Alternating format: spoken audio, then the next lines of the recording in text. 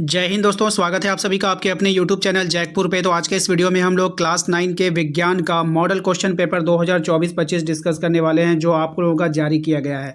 यह model question paper आप लोगों के लिए बहुत इंपॉर्टेंट है। यहाँ से आप लोगों के फाइनल एग्जाम में भर भर के क्वेश्चन पूछे जाएंगे। तो वीडियो में शुरू से लेकर आज लास्ट तक बने रहिए। साथ ही साथ यदि आपने अभी तक हमारे चैनल को सब्सक्राइब नहीं किया है तो कर लीजिएगा, ताकि आपको हर एक वीडियो का नोटिफिकेशन मिलता रहे। तो चलिए सबसे पहले सवाल पे आपके पास आते हैं।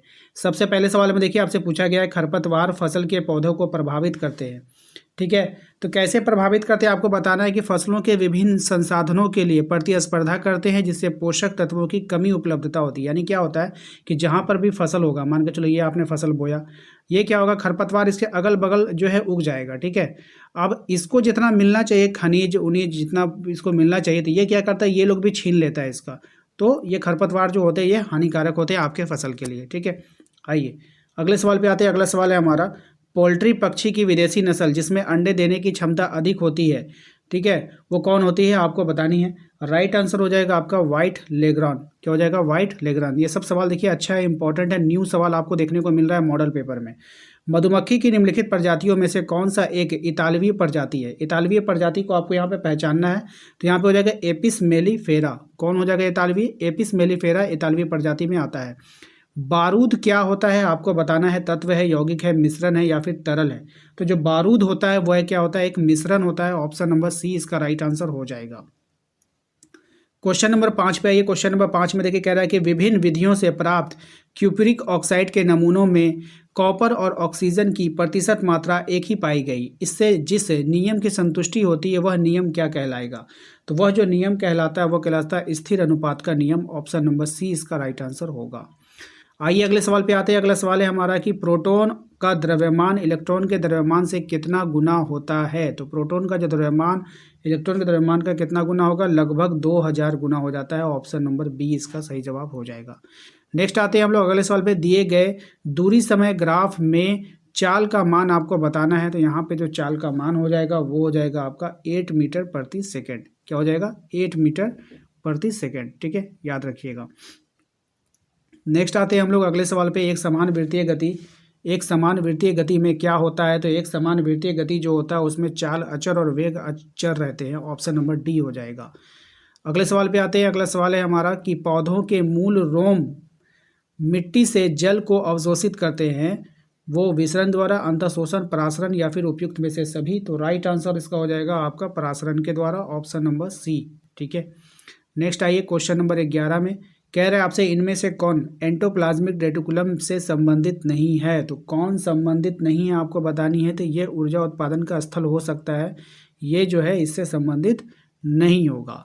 नेक्स्ट आते हैं, परमाणु की नाभिक की खोज किसने किया था। तो परमाणु के नाभिक की खोज किया था रदरफोर्ड ने। ऑप्शन नंबर ए इसका राइट आंसर हो जाएगा।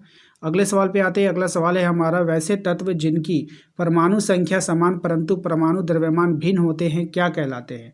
तो ऐसे तत्वों को हम लोग कहते हैं समस्थानिक। ऑप्शन नंबर बी इसका यहाँ पे राइट आंसर हो जाएगा। अगले सवाल पे आइए। कक्षा 3 में यानी कि एम सेल में अधिकतम इलेक्ट्रॉन कितने रह सकते हैं आपको बतानी है। तो यहाँ पे अधिकतम 18 रह सकते हैं। 18 इलेक्ट्रॉन अधिकतम रह सकते हैं एम सेल में। ठीक है, ये याद रखिएगा। आइए अगले सवाल पे आते हैं।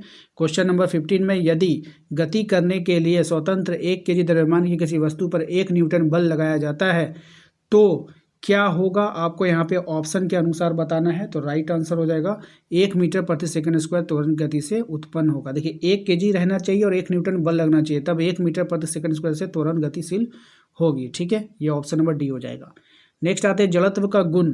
जड़त्व का जो गुण होता है वो क्या होगा, तो प्रत्येक वस्तु में होता है। जड़त्व का जो गुण होगा वो प्रत्येक वस्तु में पाया जाएगा। ठीक है, आइए अगले सवाल पे आते हैं। अगला सवाल है हमारा, किसी 6 kg द्रव्यमान की गेंद में 4 मीटर प्रति सेकंड के त्वरण से उत्पन्न करने के लिए कितने बल की आवश्यकता होगी।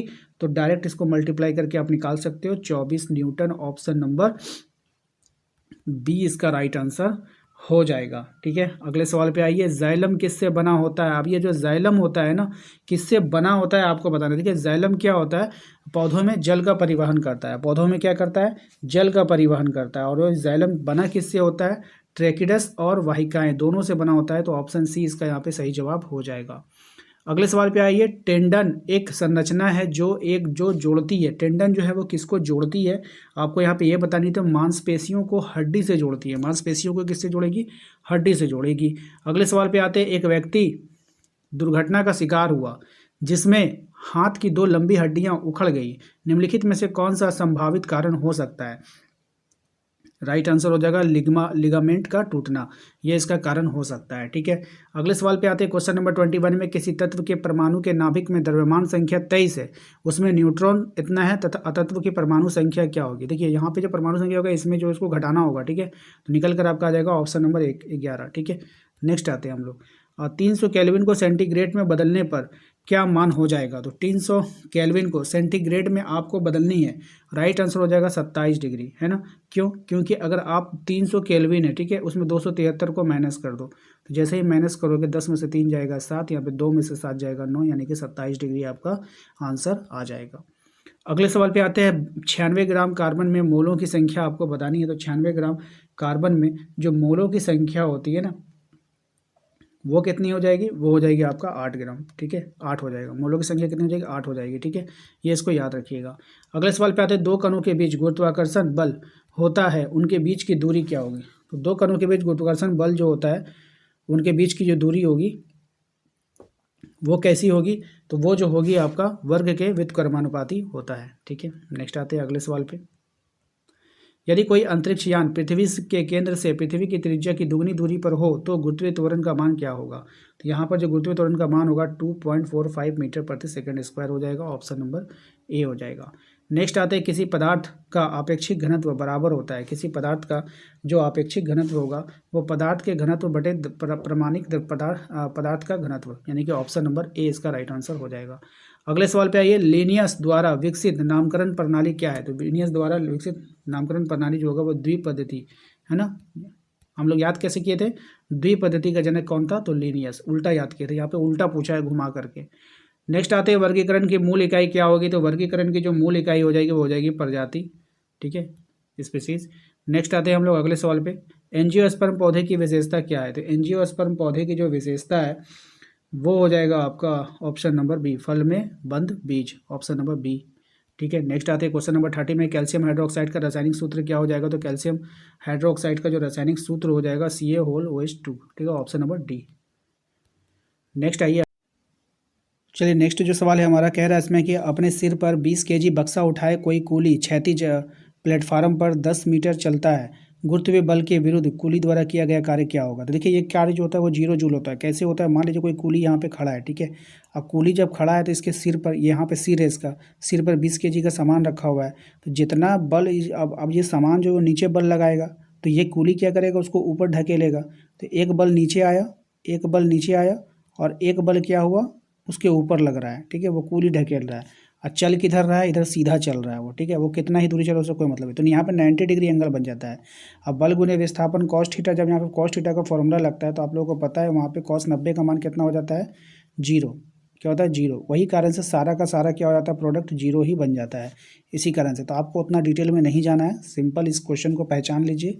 ऐसा क्वेश्चन जब भी आएगा तो वो आपका 0 आंसर हो जाएगा। ठीक है, बात समझ में आई, जब भी 90 डिग्री का एंगल बनेगा। आइए अगले सवाल पे कह रहा है कि 1 केजी वस्तु की गतिज ऊर्जा 1 जूल होगी तब इसकी चाल क्या होगी, है ना। आपसे क्या पूछ लिया, इसकी चाल बता दीजिए क्या होगा।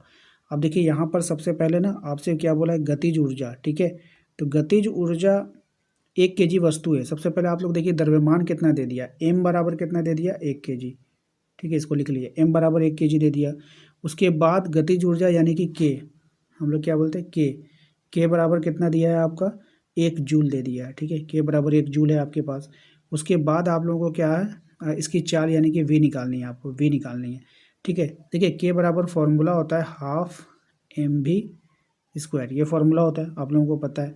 जब आप इस फॉर्मूला से इस v का मान आप निकालोगे, ठीक है, इस v का आप मान निकालोगे तो v बराबर क्या निकल कर आ जाएगा, 2k। ठीक है, 2k बाय m। ठीक है, इसको आप रट लो डायरेक्ट, इसको सॉल्व करोगे आप तो यही आ जाएगा। ठीक है, 2k बाई एम। के का मान आप रखो, यहाँ पर के का मान आप रखोगे 1 जूल है, यहाँ पे 1 आ जाएगा। एम का मान कितना है आपका, तो एम आपको दिया गया है द्रव्यमान 1 केजी। तो √2 कुल मिला करके आप यहाँ पर भी 1 रखोगे, यहाँ पर भी 1 रखोगे तो v बराबर क्या आ जाएगा, √2 आ जाएगा। √2 का जो वैल्यू होता है आप लोगों को पता है कितना होता है, 1.41। ठीक है, तो आप लोग यहाँ पे 1.41 देख लो, लेकिन यहाँ पर अगर आप देखोगे तो कोई ऑप्शन मैच नहीं कर रहा है, तो लमसम में आप जा सकते हो ऑप्शन सी के साथ 1.44। ठीक है, तो ये वैल्यू आप लोग को डायरेक्ट याद करना होगा। ठीक है, आइए कह रहा है यदि 2500 जूल कार्य करने में मशीन को 5 सेकंड का समय लगता है तो उसकी शक्ति क्या हो जाएगी। अब देखिए शक्ति बराबर होता है कार्य बटा समय। शक्ति बराबर क्या होता है, कार्य बटा, कार्य कितना किया 2500, तो 2500 ऊपर लिख दीजिए, कार्य बटा समय लिखना है, समय हो गया आपका 5 सेकंड। ठीक है, तो जूल प्रति सेकंड हो गया। और ये जो शक्ति होता है ये किस में निकलता है, वाट में। जब इसको आप काटोगे तो ये कितना आ जाएगा आपका 500 वाट आ जाएगा। लेकिन क्या वाट में देखिए 500 है, नहीं है, वाट में है, नहीं है, वाट में, किलो वाट में 125 और 0.5 है।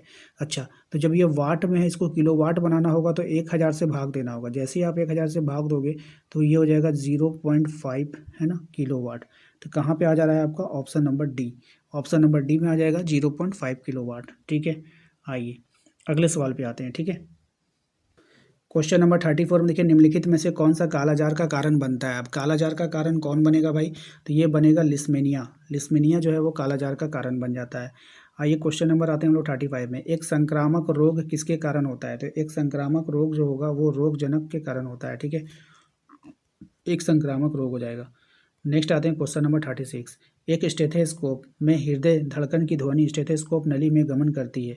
ठीक है, कैसे गमन करती है, मतलब किस प्रकार करती है वो आपको बताना है। तो राइट आंसर हो जाएगा इसका ऑप्शन नंबर सी, नली में बारंबार परावर्तन के द्वारा, ऑप्शन नंबर सी। ठीक है, क्वेश्चन नंबर आते हैं हम लोग 37 में, एक अस्पष्ट प्रतिध्वनि सुनाई पड़ने के लिए ध्वनि परावर्तन करने वाले सदस्य श्रोता को कम से कम कितनी दूर होना चाहिए। तो ये जो होना चाहिए कम से कम 17.2 मीटर दूर होनी चाहिए। ठीक है, क्वेश्चन नंबर आता है 38 में, कह रहा आपसे निम्नलिखित में से किस माध्यम में ध्वनि की चाल सबसे ज़्यादा होगी। तो कौन सी माध्यम में ध्वनि की चाल सबसे ज़्यादा होगी, तो स्टील में सबसे ज़्यादा होगी, ऑप्शन नंबर बी इसका सही जवाब हो जाएगा। आइए क्वेश्चन नंबर आते हैं 39 में, कहा जा रहा है कि सौर विकिरण गर्म करता है। तो सौर विकिरण जो है वो गर्म करेगा, ऑप्शन नंबर ए, जल निकायों की तुलना में भूमि को तेजी से। ठीक है, ऑप्शन नंबर ए हो जाएगा। नेक्स्ट आते हैं क्वेश्चन नंबर 14 में, कह रहा ऑक्सीजन मुख्य रूप से वायुमंडल में वापस आती है। ऑक्सीजन मुख्य रूप से वायुमंडल में वापस आती है प्रकाश संश्लेषण से, ऑप्शन नंबर सी। तो आशा करते हैं कि आप लोगों को आज का ये वीडियो पसंद आया होगा। वीडियो अच्छा लगा तो लाइक करके चैनल को सब्सक्राइब कर लीजिए, घंटी वाले आइकन को प्रेस कर लीजिए ताकि आने वाली हर एक वीडियो का नोटिफिकेशन आपके मोबाइल पे जाता रहे। मिलते हैं नेक्स्ट अगले वीडियो में। Thank you.